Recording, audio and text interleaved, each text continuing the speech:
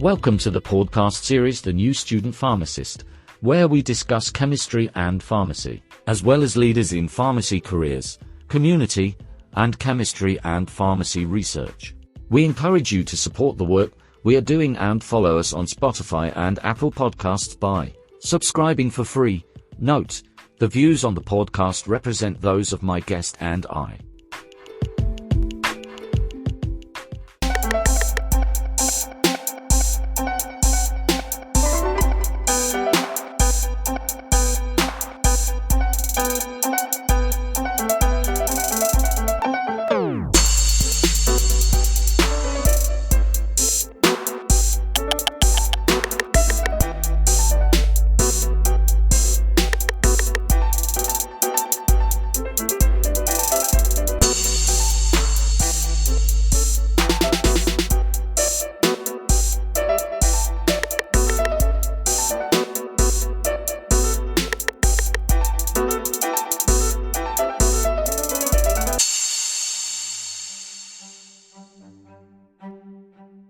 Purpose of these episodes not at all for advice or medical suggestions. These are aimed to provide support to peer pharmacists in training in educational and intellectually stimulating ways. Again, these are not at all for medical advice or medical suggestions. Please see your local board and state-certified health professional. The views of this podcast represent those of my guests and I. Okay, so good morning, everyone. Welcome to the New Student Pharmacist podcast. We're so glad you're listening today. Feel free to download and share this podcast. Here we discuss societal impact, research, science, and simply put, the science of change, as well as stories of resilience and impact on society. We're so happy you're tuning in.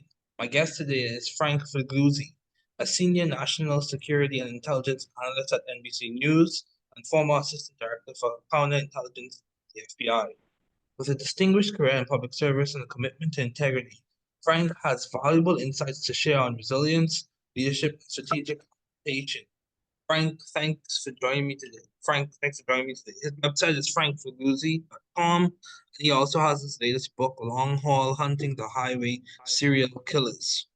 One of the points of focus for today will be election security and his work in terms of government work and government experience. So today, let's begin. Frank, your career has spanned decades of significant changes in national security. How did you approach adapting the FBI's strategies in response to evolving threats? And also, what takeaways could you give to people who are trying to improve their craft? So in short, what strategies or what approaches that you used while you were in the FBI could be extrapolated for people as they seek to improve their craft? Yeah, look, I view every American citizen as what I call a designated survivor. What do I mean by that? I mean that in my FBI career, I actually had a real designated survivor experience on the night of the State of the Union address in January 2012. It was my turn as assistant director to be the designated survivor for the FBI that night. When all the top government officials are in the Capitol, I was deep underground with a bunch of other agency representatives for the outside chance that something terrible would happen and that we would have to carry on the government. And I tell people, you are also that designated survivor. So be the one that protects and preserves freedoms and the Constitution. Be the one who votes early and gets it done. Be the one that calls out propaganda, disinformation, misinformation. Don't buy what you're seeing on social media. Get the facts. In fact, if you have to put down that phone during the next few days before the election, because we're seeing an unprecedented threat online of deep fake videos and use of artificial intelligence. So we all need to be the eyes and ears. And God forbid, if you see or hear something that sounds like someone's on the pathway to violence toward the election, don't be the one who remains silent, right? Report what you're feeling.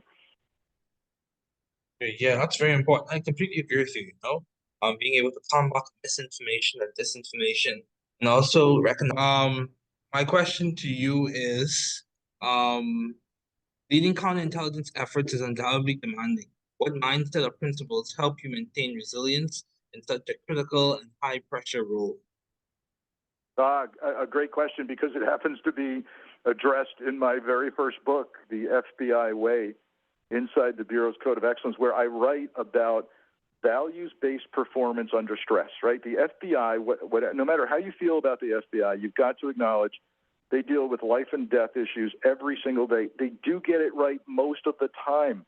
And I study that in my first book. And the bottom line is this: when you've got your identified core values, what you are as a person, what you will do, what you will never do, whether it's a family you're leading, a little league team, or you're a CEO of a major business, I assert that if you operate on values and you identified a code of conduct that everybody gets and understands, and you clearly communicate it, you will perform better under high stress. That's the big takeaway from my book and from the lessons I've learned in my 25-year FBI career. But your team, your group, your organization, your family has to assimilate those same values. You've got to enforce those values. And I wonder, I have to tell you, as a nation, whether we have similar assimilated core values anymore, because we seem to have gone off in very separate directions. That concerns me.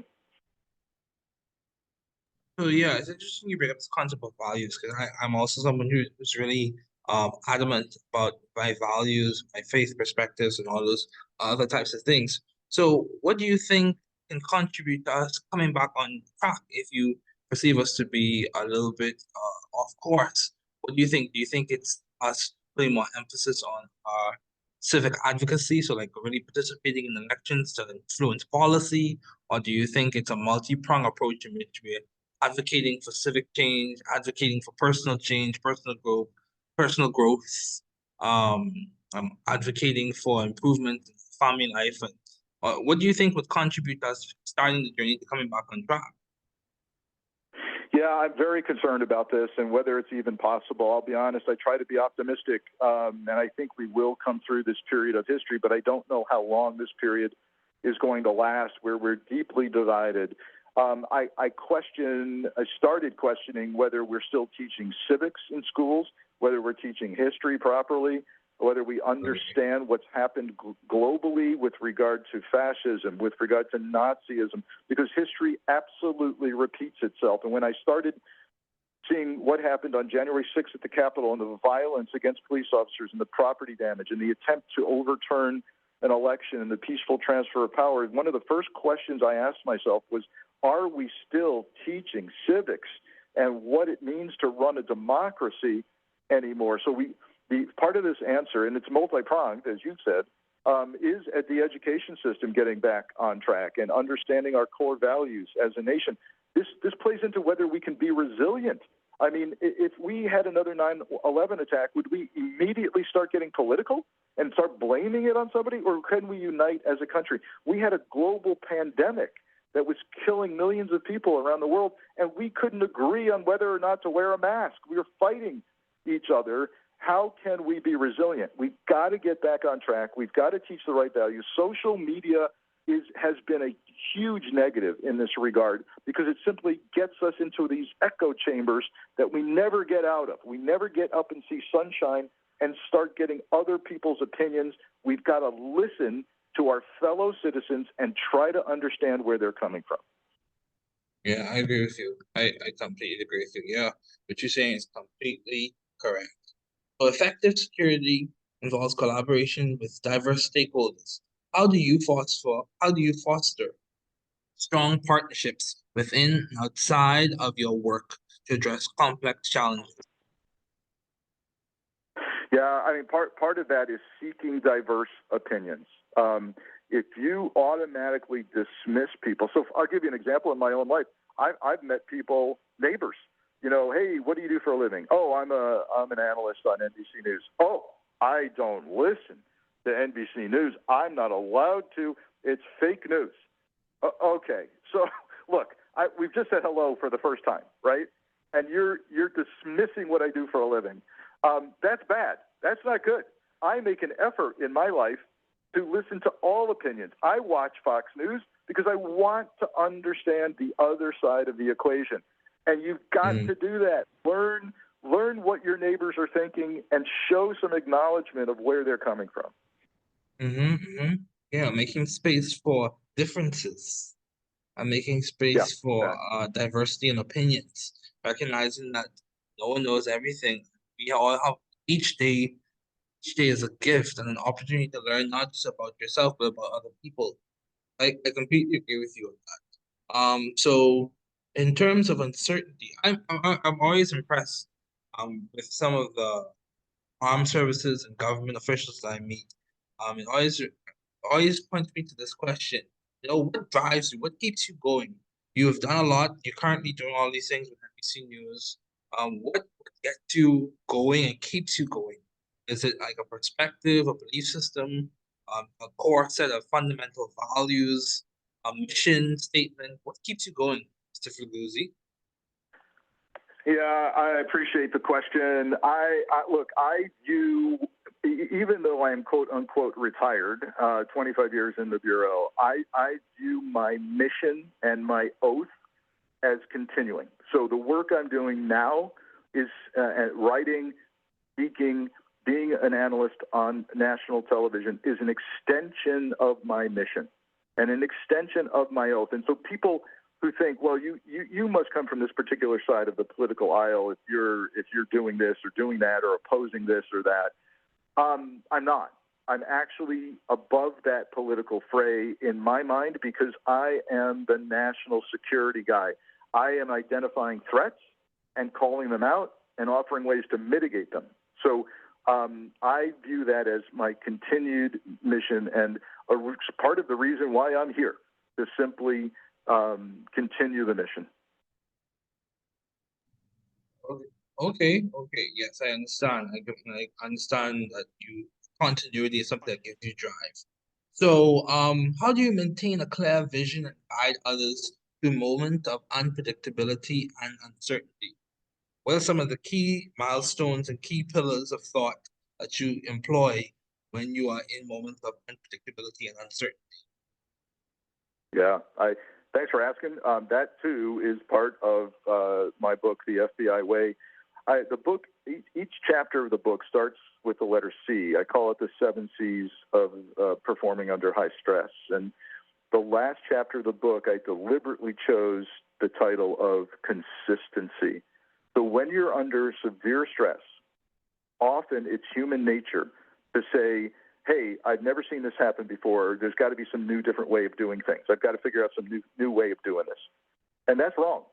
It's under severe stress when you have to double down on what got you to where you are, on the values and the protocols and the practices. So the quick example I give in my book on that chapter is when we had the first anthrax murder in the history of the United States at Boca Raton, Florida. I was put in charge of that crime scene. It was the first murder in history by anthrax. And we could have thrown up our hands and said, this has never happened before. We have to go inside a building filled with deadly anthrax spores. We have to suit up in hazmat suits. This is, we don't know what to do. But instead, we simply asked a couple of questions. Are we good at crime scenes? Yes. Have we been trained to operate in a hazmat environment? Yes, we have. Are we good at murder scenes? Yes, we are. We're the FBI. So we can do this. And I think as a nation, we are also under severe stress right now. We have to ask ourselves, is it time to throw out democracy? Is it time to throw out the rule of law? 3 equal branches of government? Is there some new way of doing this? I think the answer is no. Stick with what got us here and double down on it, and you'll get through it. Oh, that's powerful. That's very powerful. It's a concept that, answer is not always in the novelty, but it's in your ability to be consistent, the ability to employ values, to employ strategy, and be consistent with that strategy. That's a very powerful concept. Very, very powerful. So, who were some of your mentors who guided you in your journey, if you had any, and what role did mentorship play in helping you persevere through tough decisions and critical moments?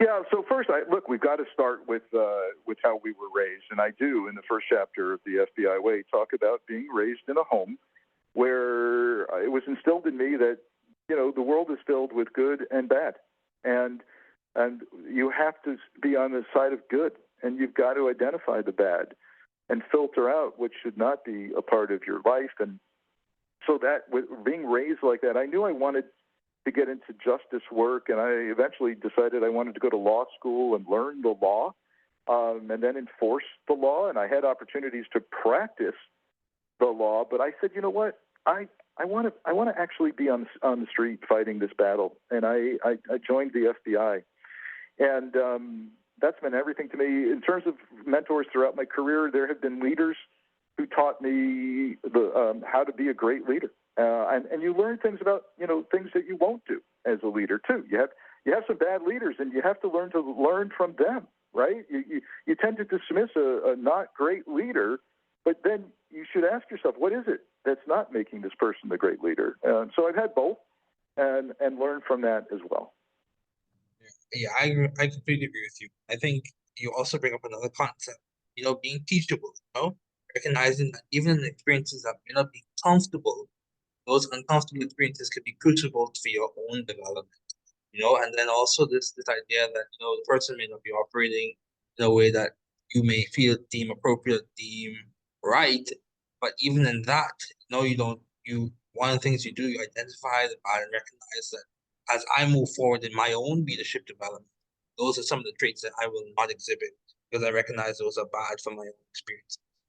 Yeah, that's very good.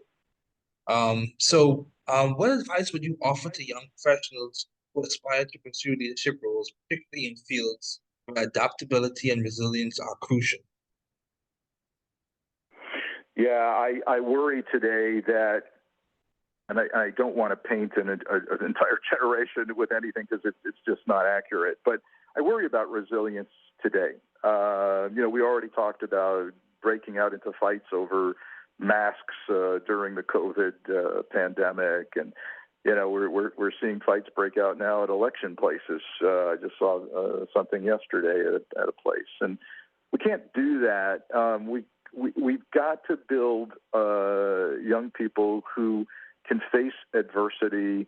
Let them face adversity. If you're a parent of young people, don't be that helicopter parent that's standing over them constantly. Let them experience some losses and get back in there and not quit the basketball team or not quit the piano lessons, whatever it is.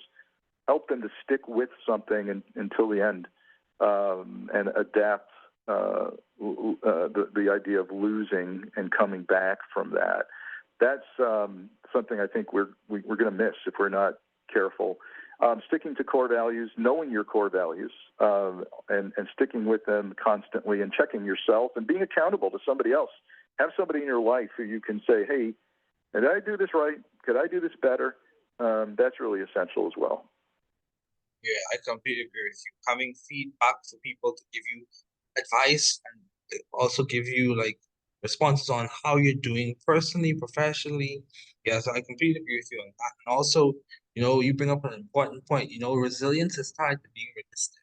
You're recognizing the issues at hand and really dealing with the stresses, seeing how they're impacting you and getting the help when needed. So thank you so much, Mr. Figliuzzi. And for all those listening, make sure you go out there and whoever you vote for, make sure you vote and vote for a choice that's aligned with your values. So thank you, Mr. Figliuzzi. Once again, this is Frank Figliuzzi, a senior national security and intelligence analyst at NBC News and a former assistant director for counterintelligence at the FBI, where he served 25 years. During his tenure, Frank directed a series of investigations and briefed the highest levels of government. He is the author of The FBI Way Inside the Borough's Code of Excellence and frequently shares his insights on national security, integrity, and leadership. We were so honored. have you here today. Thank you again. Thank you. Stay safe. Purpose of these episodes not at all for advice or medical suggestions. These are aimed to provide support to peer pharmacists in training in educational and intellectually stimulating ways. Again, these are not at all for medical advice or medical suggestions. Please see your local board and state-certified health professional. The views of this podcast represent those of my guests and I. Hey there, future biostatisticians. Ooh-wee. I know that biostats exam has got to feel like a monster. It does, Frank. Lurking around the corner, Oh, yeah. ready to pounce with t-tests and p-values. All those formulas. But you know what? What? We're the monster slayers here, We are here to help. and we're going to help you conquer this beast. Yeah, we've got all your class notes, your cheat sheets. Yeah. We're going to break it all down. Let's distill it down. Make like a supercharged study guide. Yeah, think of this deep dive as your secret weapon Your secret weapon. to really understanding what's behind those formulas and all that statistical jargon. Right, because it can feel like a whole other language sometimes, right? Oh, it totally does. All the symbols and everything. Okay, so let's start by understanding this whole hypothesis testing thing. Hmm? What is it really all about? Because it feels like every other page in my notes is a different test. Right. There are a lot of different tests out there. Yeah. But they all come down to the same idea. It's all about answering a question Okay. about your data. Okay. So think of it like you're a detective Fuck. looking for clues to solve a case. I like that. So you're gathering evidence Uh-huh. to either support or reject your initial hunch, Okay. your suspicion. Got it. And we call that initial hunch the null hypothesis. Okay, so how do we even know which test to use? Yeah. Because there's the chi-square ANOVA man. Yeah. It's making my head spin. Right. It's a lot. It is. But don't worry. There's a method to the madness. Okay. I see you have this handy table in your notes. I always keep my notes handy. Good. It's like a cheat sheet All for right. choosing the right test. Okay. It summarizes the purpose of each test, Okay. the types of variables you're looking at, Right. and the kind of analysis it does. Okay. This table is going to be your best friend I believe it. when you're facing down a mountain of data. All right, so first up, let's tackle the t-test. Okay. My notes mention paired and independent t-tests. Yes. What's the difference? So paired t-tests, Okay. think of those as like comparing before and after pictures. Uh-huh. You're looking at the same group Fine. at two different points in time. So, like, for example, you could use a paired t-test okay. to see if a new drug actually changes blood pressure levels Okay, yeah. by comparing measurements before and after treatment. Got it. So you're looking at each person Okay. compared to their own baseline. Okay, that makes sense. And because you're controlling for individual differences, Uh-huh. paired t-tests can be very powerful for Yeah. detecting those subtle changes. Interesting. Now, independent t-tests, Okay. those are a different story. Okay. Here you're comparing two separate groups Got it. to see if there's a difference between them. So, like what? Like you could use that Yeah. to compare the average height of men and women, Okay. two separate groups. Okay, so paired t-tests are for before and after. Yeah. Independent t-tests are for comparing two separate groups. Yes, exactly. So if I wanted to see if a new teaching method improved test scores, Uh-huh. I would use a paired t-test Yes, to compare the student scores before and after you got it. implementing the new method. Exactly. Okay, cool. Now here's a little tip for your exam. Okay, love these. Always keep in mind that these tests have assumptions Assumptions. Yeah, I was just going to say, about the data. yeah, what kind of assumptions? So things like the data being normally distributed. Okay. That's really important. Okay, so like bell curve. Yeah, No, no, no. exactly. Crown it. My notes mention homogeneity of variance. Yeah. What in the world does that even mean? It's a really fancy way of saying that the spread of the data Okay. in each of those groups Okay. should be about the same. Okay. It should be similar. Okay. And don't get too bogged down Yeah. with all those technical details for the exam. Okay.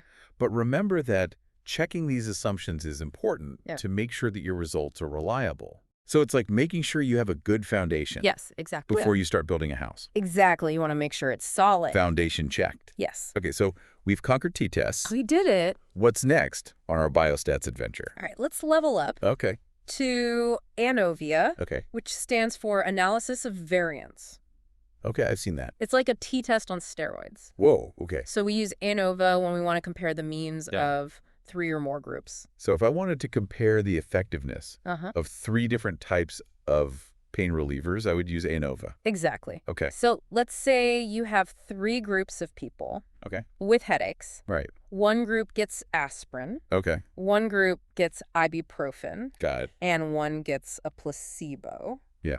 The control. Right. ANOV will tell you if Ah. there's a significant difference in pain relief among the 3 groups. Okay. This is where my notes get a little fuzzy. Okay. They mentioned something called post-hoc tests. Yes. What are those? Great question. Thanks. So NOV tells you if there's any difference between those groups, but it doesn't tell you which groups are actually different.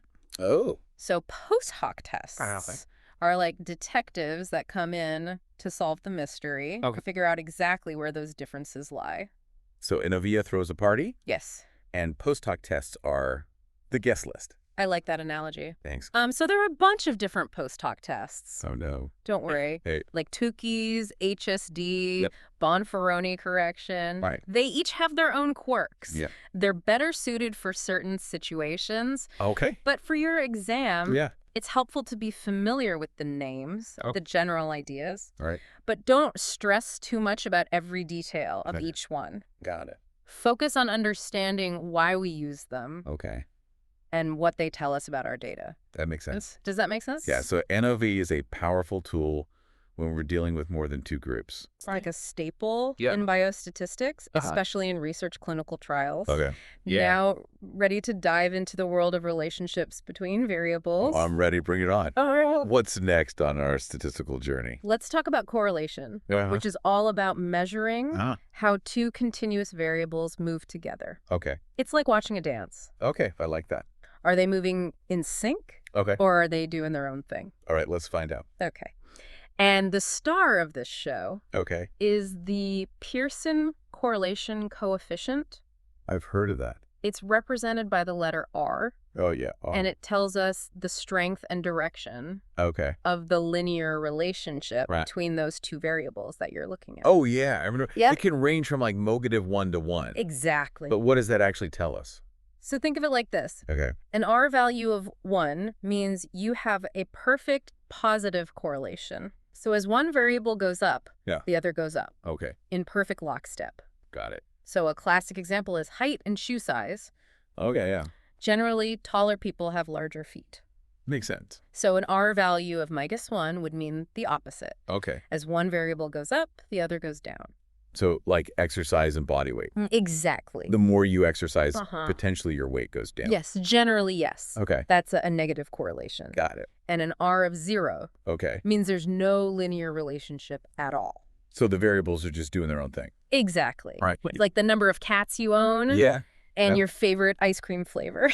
Okay. So FO tells us Yes. the direction and strength of the relationship. Uh-huh. But how do we know if that relationship is actually meaningful Right. and not just some random fluke? Yeah, that's where the p-value steps in. Oh, yeah. The p-value? It helps us figure out if the correlation we're seeing is statistically significant. So it basically tells us how likely it is that we'd observe this correlation Oh, yeah. if there was actually no relationship between the variables in the real world. Got it. So remember, we're looking for those small p-values? Yeah, like less than 0.05 Typically, yes, less than 0.05. to be confident that our correlation Right. is the real deal. Exactly. Okay, so Maud, that tells us about the relationship. Yes. The p-value tells us if it's actually meaningful. Mm-hmm. Is there anything else I should keep in mind about correlation for the exam? Yes. Here's a golden rule of statistics. Hit me with it. Correlation does not Isn't that? equal causation. Oh, yeah, I've heard that before. Just because 2 variables are correlated doesn't mean that one causes the other. Right, it could just be a coincidence. It could be other factors at play. My professor was always drilling that into our head. For good reason. Yeah. It's a common mistake that people make Uh-huh. when they're interpreting statistical data, Yeah, you don't want to fall into that trap. especially on the exam. Especially on the exam. Now, what about R squared? Ah, yes, R squared. I see that popping up in my notes on correlation too. Yes, or the coefficient of determination. Okay. It's a handy little measure Okay. that tells you how much of the variation in one variable is explained by the other. Okay. Can you explain that a little more? Sure. Okay. So if your R squared is 0.8, Okay. that means 80% of the variability in your outcome variable Okay. can be explained by that predictor variable. Okay. So the higher the R squared, the better our prediction. Exactly. Okay. It's a great way to assess Yeah. how well our model fits the data. This is making a lot more sense now. Good. So we've covered t-tests, Uh-huh. ANOVA, and correlation. Yes. Is there anything else I absolutely need to know about relationships between variables? Well, correlation helps us understand if two variables are dancing together. Oh, okay. But what if we want to predict Okay. how one variable will change based on the other? Oh. That's where regression analysis steps in. Prediction. Huh. Yes. That sounds pretty powerful. It is. Regression analysis allows us Yeah. to build equations Yeah. that can predict a continuous outcome variable Okay. based on one or more predictor variables. Okay, so it's like Yeah. a statistical crystal ball. Yes, exactly. Okay, sign me up for that. Right. Where do we begin with regression? Let's start with the simplest form. Okay. Simple linear regression. Simple linear regression. Yeah. Imagine you want to predict someone's weight Okay. based on their height. Okay. So height would be your predictor variable. Uh-huh. Weight would be your outcome variable. Got it. So simple linear regression just creates an equation Okay. that describes that relationship. So you could plug in someone's height Exactly. and get an estimate of their weight. Yes. Pretty cool. Now, Yeah. how do we create this magical equation? Right. That's the question. My notes mentioned something about beta coefficients. Oh, yeah. Beta coefficients. Those are key to unlocking that predictive power of our regression equation. Interesting. So they represent the slope of the line Okay. in your regression equation, Yeah. telling you how much the outcome variable changes Okay. for every 1 unit change Okay. in the predictor variable. So in our height and weight example, Yes. the beta coefficient would tell you how much weight Exactly. is expected to increase for every inch increase in height. You got it. So the beta coefficient Yeah. tells us the strength and direction of the relationship, Yeah. just like the correlation coefficient. Yes, but the beta coefficient goes one step further, Okay. and it quantifies the amount of change Got it. in the outcome variable Okay. for every 1 unit change in the predictor variable. So it's more specific. Yes, exactly. Okay, that makes sense. Good. But how do we know Right. if that predictor variable Uh-huh. is actually a good predictor of the outcome? That's a great question. Because maybe foot size is a better predictor of weight than height. Maybe. So that's where hypothesis testing comes in again. Each beta coefficient in your regression equation Okay. has a p-value associated with it. So Okay. just like with the other tests, a small p-value Yeah. gives us confidence Yeah. that that relationship between the predictor and the outcome Mhm. is statistically significant. Meaning it's not just by chance.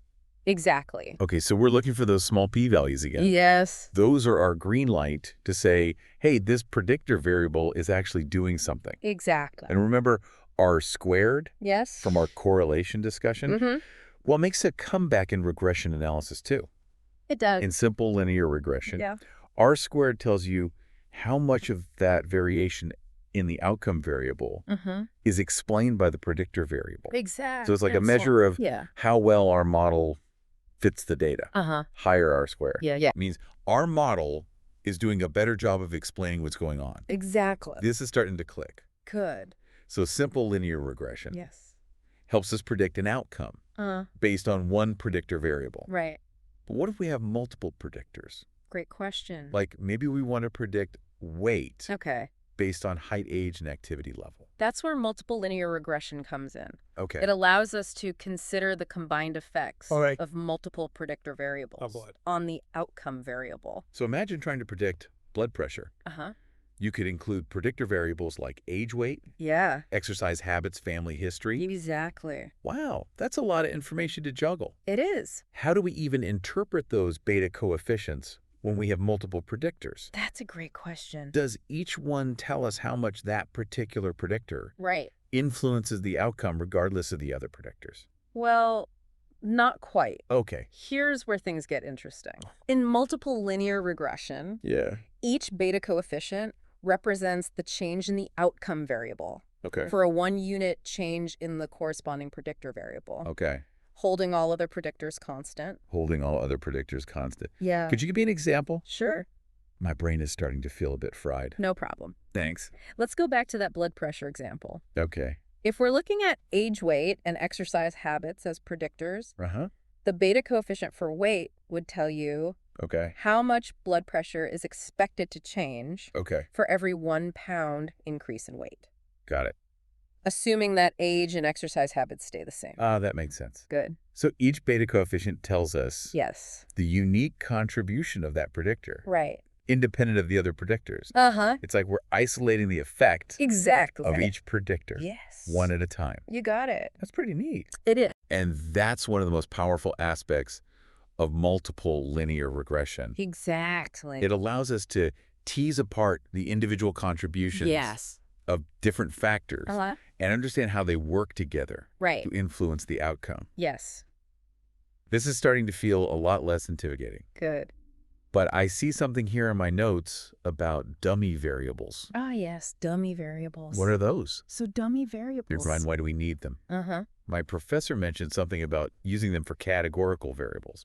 You're right. Dummy variables are a clever way to handle categorical predictor variables. Categorical predictors. Yes. You mean variables like gender or race. Exactly. Can't we just use their numerical codes directly in the equation? That can be tricky. Like 1 for female and 2 for male? Yeah, because remember, Okay. our beta coefficients represent the change in the outcome variable for a 1-unit change Yeah. in the predictor variable. Okay. And with categorical variables, a 1-unit change might not have a meaningful interpretation. Right. What does it even mean to have a 1-unit change in gender? Right. Yeah, sure. Exactly. So dummy variables help us avoid that issue. Okay, so how do dummy variables work their magic? So we create dummy variables Okay. to represent each category Okay. within a categorical variable, Uh-huh. except for one category Okay. that serves as the reference category. So for example, Yes. if we have a variable called education level Okay. with categories like high school, college, and graduate school, Uh-huh. we would create 2 dummy variables, Right. one for college and one for graduate school. Exactly. And high school would be our reference category. Yes. Can't follow. So we're basically converting our categorical Yeah. variable Uh-huh. into a set of yes-no variables. Exactly. Like, is this person a college graduate? Yes or no? Yes. Exactly. And those yes-no variables Right. can then be included in our regression equation. But how do we interpret the beta coefficients for those dummy variables? Good question. It can't be the same as interpreting the beta for continuous variable, Right. like height or weight. You're right. The interpretation is a little different. Okay. So the beta coefficient for a dummy variable tells us the average difference Okay. in the outcome variable Uh-huh. between that category and the reference category, Okay. holding all other predictors constant. Okay. So for example, if the beta coefficient Okay. for the college dummy variable is positive Uh-huh. and statistically significant, Okay. it means that people with a college education Got it. have, on average, a higher value Got it. of the outcome variable Okay. compared to people with a high school education, Okay. all else being equal. So we're basically comparing each category Yes. to the baseline of the reference category. Exactly. But what if we have a categorical variable with more than 2 categories, That's a great question. like race or ethnicity, for example? It's the same concept. Okay. We just create more dummy variables. Got it. So if we have a race variable Mhm. with categories white, black, Asian, and other, Okay. we would create 3 dummy variables. Okay. One for black, Yeah. one for Asian, Yeah. and one for other. Okay. And then white would be our reference category. Got it. The beta coefficients for those dummy variables Okay. would then tell us the average differences Huh. in the outcome variable Okay. between each racial category and the white category, Good. holding all other predictors constant. It's all starting to make so much sense. Good. I'm glad. I feel like we've really cracked the code of regression analysis. It's a powerful tool It is. for understanding relationships between variables Yeah. and making predictions. Right. And remember, practice makes perfect. Always. The more you practice applying these concepts to Yeah. real-world problems, Mhm. the more comfortable and confident you'll become. That's great advice. So speaking of practice, Yeah. Your notes mentioned something about interpreting SPSS output they do. for regression analysis. Yes. And maybe we should walk through an example Okay. just to make sure I have this down pat. Yeah. Because those SPSS tables can be a little overwhelming. Absolutely. Let's dive into those output tables Okay. and see how to extract that key information Yeah. and interpret those results like a pro. Well, let's do it. All right, let's tackle those SPSS output tables from my notes. Okay. I know they can seem intimidating at first, Yeah, they can be a little scary. but I have a feeling Uh-huh. you're going to make them crystal clear. You bet. Yeah. So think of these tables like a detective's report. Oh, okay. They hold all the clues you need Mm-hmm. to understand your regression analysis. Okay, so where do we even begin? Right. There are so many numbers and tables. So first, Okay. focus on that model summary table. Model summary. It gives you a bird's eye view Okay. of how well your model fits the data. And remember our friend R squared. It's a star player in this table too. It is. So a higher R squared means our model is doing a better job Yes. of explaining the outcome. Exactly. Just as we talked about before. Like we said before, the closer it is to 1, the better your model is at predicting the outcome. Got it. Now, what about that ANOVA table? Okay. I see right below the model summary. Yes. What's its role in this detective story? So the ANOVA table tests whether your model Here. is statistically significant overall. Okay. It's basically checking if all your predictor variables together are doing a better job of predicting the outcome Okay. than just using the average outcome value. So it's like seeing if your detective team is actually solving the case. Exactly. Or just wandering around aimlessly. Exactly. So we're looking for a small p-value Yes. in the ANOVA table Uh-huh. to tell us our model is on the right track. Yes. That small p-value is like finding a key piece of evidence at the crime scene. It gives us confidence that our model is actually Yes. revealing something meaningful. Exactly. Okay, that makes sense. Now on to, I think, the most exciting part, Okay. the coefficients table. Yes. This is where we get all the nitty-gritty You got it. details about each predictive variable, right? Yes, this table is like the detective's case file Oh, on yeah. each suspect. I like this. It lays out all the evidence, Okay. the beta coefficients, standard errors, Okay. t statistics, Right. and those all-important p-values. So we're looking for beta coefficients Yes. that are far from zero Uh-huh. and have those tiny p-values. Exactly. That tells us those variables are the real culprits, Yes. influencing our outcome. You nailed it. Awesome. A beta coefficient, far from zero, means that predictor has a strong relationship Okay. with the outcome Uh-huh. and a small p-value, Yep. usually less than 0.05. Okay. Gives us that statistical confidence that the relationship isn't just a coincidence. It's like we're putting together a puzzle. Yes. We look at the overall picture Mm-hmm. with R squared and the ANOVA table, Exactly. and then we zoom in on the details of each predictor Yeah. with the coefficients table. That's a fantastic way to put it. Okay. And remember, Yeah. once you've deciphered those beta coefficients from the coefficients table, Yeah. you can actually plug them in to your regression equation Okay. to make predictions Oh. about new data. So it's like having a custom-made formula Exactly. for predicting the future. That's a great way to think about it. Wow, this has been an incredible journey Yeah, it has. through the world of biostatistics. Yes, it has. We've gone from t-tests to ANOVA Uh-huh. to correlation and regression, Yes, we have. and I feel like I've gained a whole new level of understanding You've definitely mastered thanks to you. some key concepts here. Yeah. Remember, Okay. understanding the logic behind these tests Yeah. is more important than memorizing formulas. For sure. Think about each test Right? as a tool in your biostatistics toolbox. Okay. Each tool is designed to answer specific questions Uh-huh. and help you unravel the mysteries Okay. hidden within your data. That's a great way to think about it. Good. I feel much more prepared to face that biostats exam now. I think you are. Thanks to you. You're welcome. I'm no longer intimidated by those statistical monsters. Good. You've got this. You do remember to practice. Okay. Keep those handy tables close by. Will do. And don't be afraid to ask questions. Never. And most importantly, stay curious Always. about the power of statistics to unlock insights Yeah. and make a real difference in the world. Well, thank you for joining us Of course. on this deep dive into biostatistics. It was my pleasure. We'll catch you next time. Sounds good. Ready to Thanks for explore listening new to the statistical podcast series, The New Student Pharmacist, where we discuss chemistry and pharmacy, as well as leaders in pharmacy careers, community, and chemistry and pharmacy research. We encourage you to support the work we are doing and follow us on Spotify and Apple Podcasts by subscribing for free. We are so glad that you were able to tune in today. Note: the views on the podcast represent those of my guest, and I take care and all the best.